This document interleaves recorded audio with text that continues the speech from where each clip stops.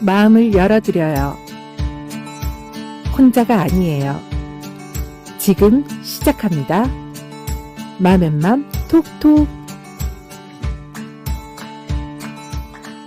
힘들어. 아빠도 힘들다. 그래도 사랑한다, 아가야. 육아맘 힐링 토크 프로그램 맘앤맘 톡톡.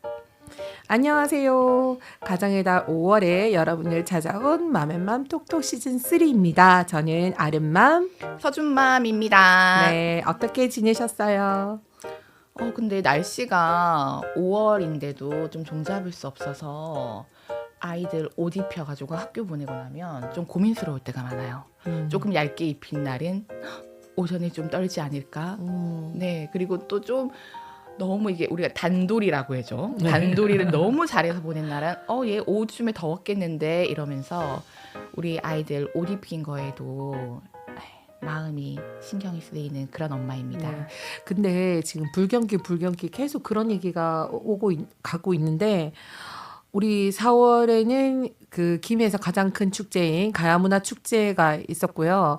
그리고 지금 방방곡곡마다 작은 단위의 마을 축제들이 많이 열리고 네. 있더라고요. 그런 곳에 가보면 사람들 얼굴에는 웃음꽃이 활짝 피어 있고 그리고 되게 번화하더라고요. 오랜만에 사람이 사는 모습 같다라는 생각이 들었던 것 같습니다. 우리 3월까지만 하더라도 길에 사람들이 좀 잘 없고 식당들도 문 닫은 곳도 많고 이랬었거든요. 근데 일단은 지금 꽃도 피고 계절이 좋다 보니까 확실히 사람들이 활기차져 있는 것 같습니다. 네.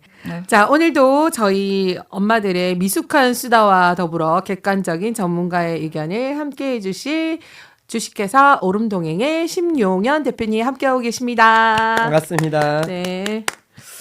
자, 오늘은 또 어떤 엄마의 고민 사연이 도착해 있나요? 네, 오늘은 초등학교 6학년 아들을 둔 엄마께서 사연을 보내주셨어요. 네. 제가 한번 소개하겠습니다. 네.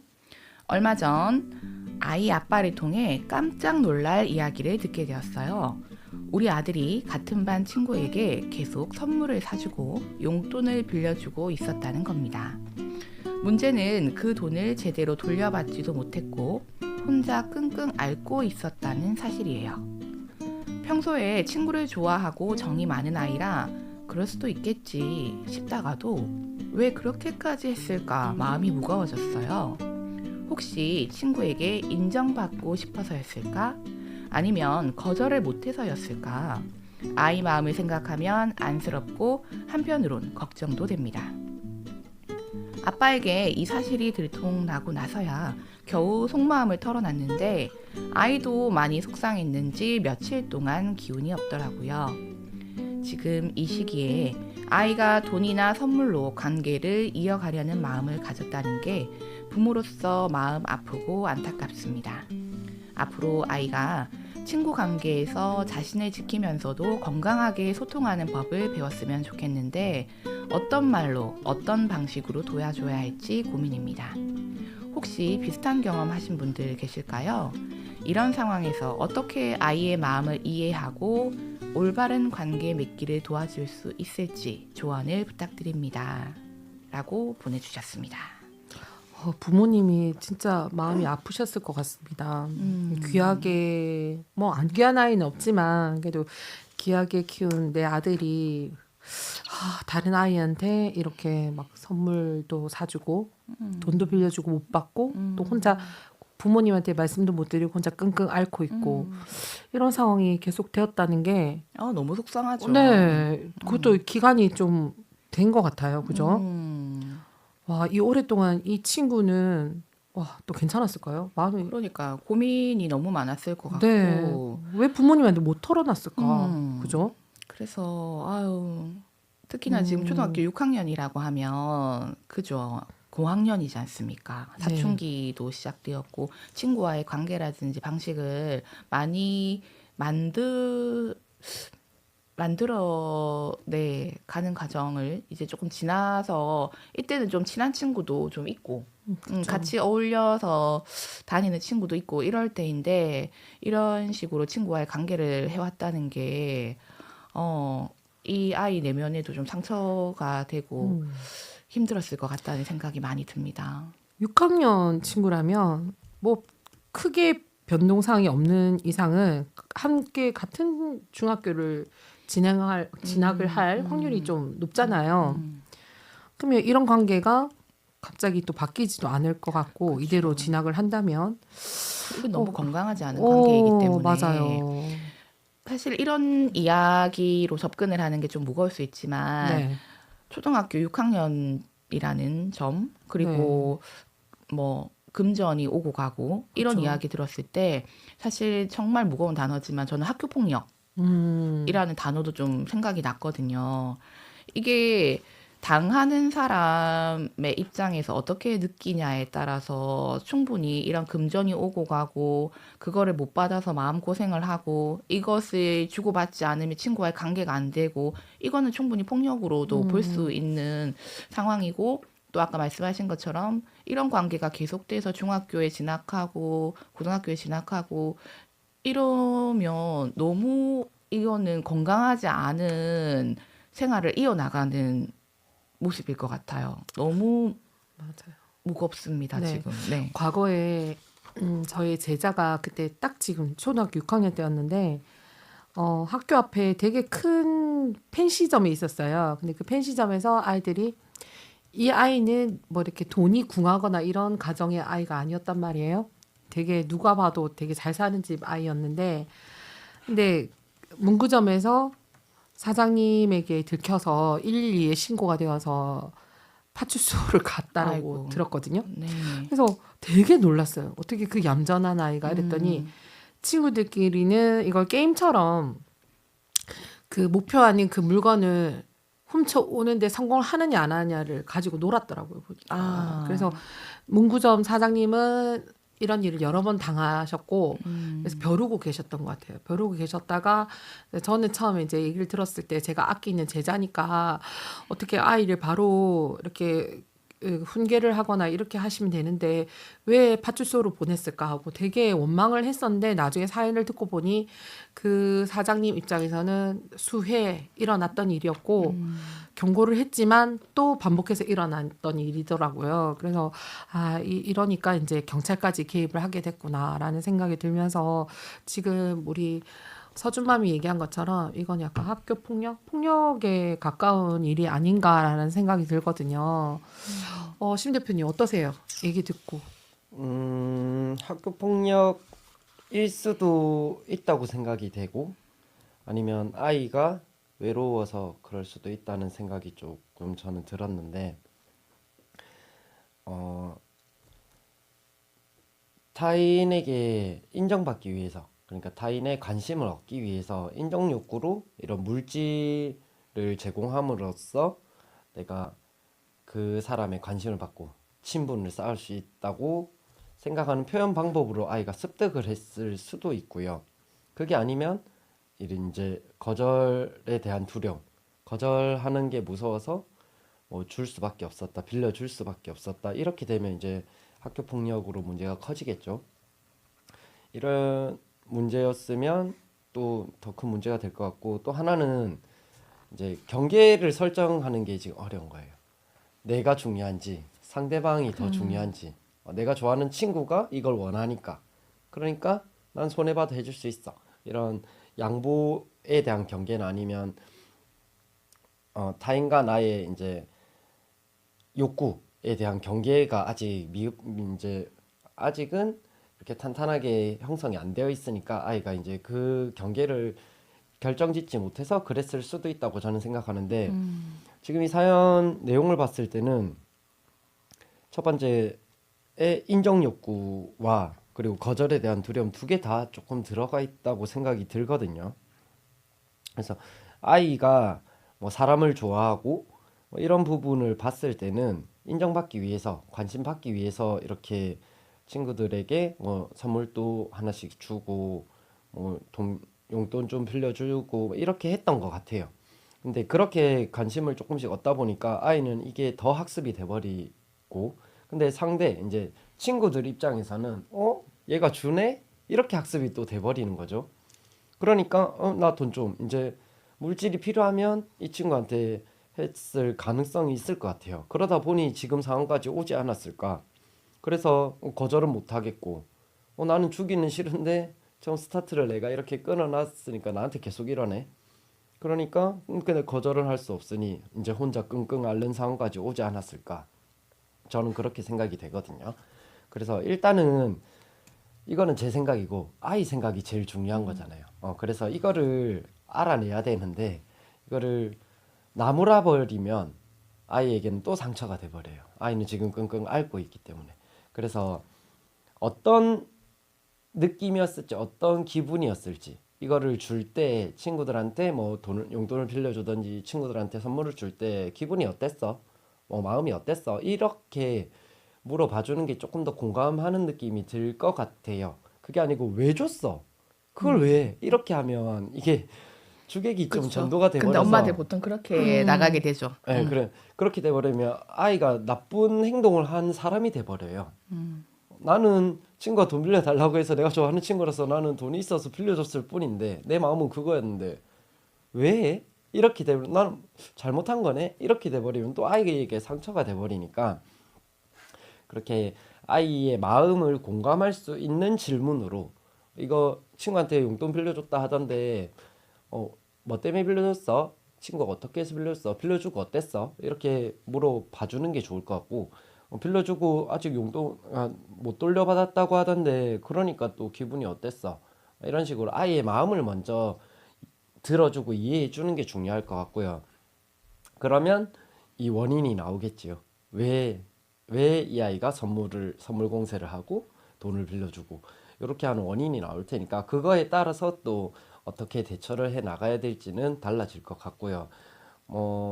도움이 되는 건 경쟁보다는 협동, 협력 이런 걸 할 수 있는 활동들을 많이 해주면 좋을 것 같아요. 그래서 뭐 집에서 엄마 아빠랑 같이 놀더라도 요리를 같이 한다든지 누가 더 맛있게 만드나 이쁘게 만드나 이런 경쟁이 아닌 우리 이거 같이 만들어 보자. 뭐 수제비 만들 건데 너는 반죽을 떼줘. 엄마가 물을 끓일게. 예를 들면 뭐 이런 식으로 같이 협력해서 우리가 뭐 돈 꼭 물질이 아니어도 친해질 수 있어. 이렇게 같이 놀이하면서도 친해질 수도 있고 서로 도울 수도 있고 그렇게 하는 거야. 그게 서로 좋아하는 감정이라는 거지. 꼭 이 감정을 돈으로 사려고 하면은 더 멀어지게 될 것 같아. 그런 식으로 아이가 인간관계에 대한 가치관이 형성이 조금씩 될 수 있도록 도와주는 게 조금 더 좋지 않을까 저는 생각을 하거든요. 그래서 제가 아무래도 체육을 하는 사람이다 보니 이게 애들은 놀면서 큰다고 하잖아요. 그래서 협력해서 운동할 수 있는 놀이들을 많이 해줬으면 좋겠어요. 지금 6학년이나 되기 때문에 부모님하고는 안 놀라 할 수도 있거든요. 친구들하고. 맞아요. 예, 그러니까 친구들하고 이런 같이 미션을 해결해 나가는 놀이로 미션을 던져준다든지 뭐 이런 식으로 전략을 짜셔가지고 해주시면 좋을 것 같고 그리고 요것도 거절이 제일 중요한 것 같아요. 어려워요. 그러니까 어른들도 참 거절하는 거 그렇죠. 어렵지 않습니까? 그러니까 그렇죠? 나가 나를 지켜야 되거든요. 근데 그거는 다른 사람이 지켜주는 게 학습이 돼버리면 나는 계속 어디에 의존을 해버려요. 그러니까 강하게 거절하는 거를 알려줄 필요가 있는 것 같아요. 그래서 처음에는 그 싫어, 아니 이 한마디 나오기가 정말 맞습니다. 힘들거든요. 너무 힘들어요. 그런데 이거를 해서 칭찬을 계속 받다 보면 그게 또 쉬워질 거예요, 조금씩. 그래. 싫은 거는 싫다고 말을 해야 돼. 엄마가 미안해. 엄마는 이거 하고 싶어서 물어본 거지 하자고 강요하는 건 아니었어. 이렇게 상대방이 존중해 주는 것도 보여주면 근데 너를 존중 안 한다? 그거는 너랑 친구 안 하는 게 더 좋을 것 같아. 너는 좋아하지만 이 친구는 너를 좋아하지 않는 것 같아. 이러면서 인간관계에 대한 가치관을 아이가 형성을 이제 자기만의 가치관을 형성할 수 있도록 도와주는 게 좋을 것 같아요. 그래서 우선은 내가 있어야지 친구도 있기 때문에 아이의 자존감을 올려줄 수 있도록 잘했다, 이쁘다, 어와둥둥 많이 해주셔서 너는 어디 가도 빠질 아이가 아니야. 그렇다고 어디 가서 누구 위에 군림할 아이도 아니야. 그냥 너로서 아름답고 멋진 친구지. 그러니까 다른 사람도 존중하고 너도 존중을 해야 된다는 거를 알려주면은 좋을 것 같고 항상 이런 고민들을 해결은 아이가 해 나가야 돼요. 아이만의 방식으로. 그거를 우리는 어른이니까 도와주는 거죠. 그런데 되게 이런 고민들이 나타나면 내가 해결을 해주려고 하세요. 부모님들이. 내 고민이 돼버려요. 근데 결국은 아이가 해결을 해야 되거든요. 그래서 그런 걸 해결을 해주기보다는 함께 고민을 할 수 있는 동반자 역할을 해줘야지 하고 좀 생각의 전환을 해주시면 좋을 것 같다고 저는 생각해요. 부모님들께서. 그래서 아이가 항상 어떤 일이 있던지 뭐 좋은 일이 있어도 나랑 엄마 아빠랑 나누고 가족들과 나누고 뭐 힘든 고민이 있어도 같이 고민을 해서 이런 건 어떨까 저런 건 어떨까 여러 가지 케이스들을 만들어서 너가 결국은 선택하고 그 책임은 너가 지는 거야. 이렇게 그 책임까지 이해할 수 있도록 계속 도와줄 수 있는 방법을 생각해 보는 게 좋을 것 같다고 생각이 저는 됩니다. 네, 감사합니다.